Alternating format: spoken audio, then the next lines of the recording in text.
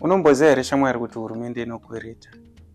Hurumende inokwereta. Umwe akutobvunza kuti hurumende inokwereta, inzwai zvava kutaura. Hurumende inokwereta, inotokweretawo pamusika wemari ichishandisa anonzi matreasury bills. Zita rangu ndonzi Nigel Jack, mutori wenhau, uye ndinogadzira zvirongwa zvine chekuita nekufambiswa kwemashoko. Nhasi toda kutaura pamusoro penyaya yematreasury bills. Chii chinombonzi matreasury bills? Ngobvunza mubvunze woyo wamwe akutokwenya musoro kuti indava. Matreasury bills itsamba dzinogadzirwa nehurumende kana zvichida kukwereta kubva pamusika wemari, inonzi financial market. Vanodzigadzira tsamba dziye voenda nadzo paauction. Vasvika paauction vanosvika pakazara mabhanga nevari mufinancial institution. Varimo imomo vanotanga kubhidha, vachibhidha kuti vatenge matreasury bills aya. Mumwe munhu anogona kuti hamsati matanga tangai kutsanangura kani, ega timboenda nayo nyaya yacho mberi. Treasury bill $100 zvichira kuti tsamba yakanyorwa kunzi $100 wamuenzaniso yauya pamusika wemari, inogona kunge yapiwa discount rate ye5%, zvichireva kuti treasury bill $100 kana rine discount rate, kana kuti rakatengwa nediscount rate ye5%, raakuita $95. Asi rinoramba rakanyorwa zvaro kuti $100. Do principal amount yaro harichinje, asi kuti mari yauchabhadhara kana wabhidha wakunda vamwe vese, tombotovakunda naiyo 5%, zvirava kuti wakubhadhara $95. 5% inobviswa panguva iyoyo, uchienda netreasury bill racho kuofisi kwako kana kwaunорichengetera.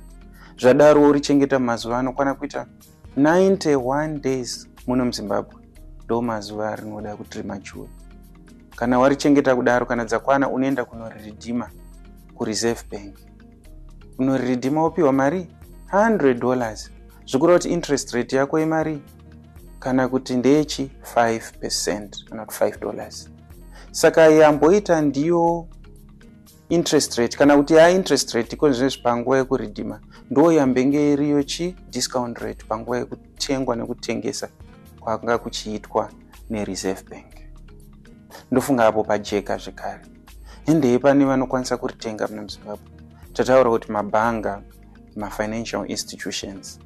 Asi kana vachinge varitenga nekuda kwekuti riri liquid, kana chiti riri liquid rinokwanisa kutengeserwa third party, zvireva kuti vanokwanisa kuritengesera mamwe makambani.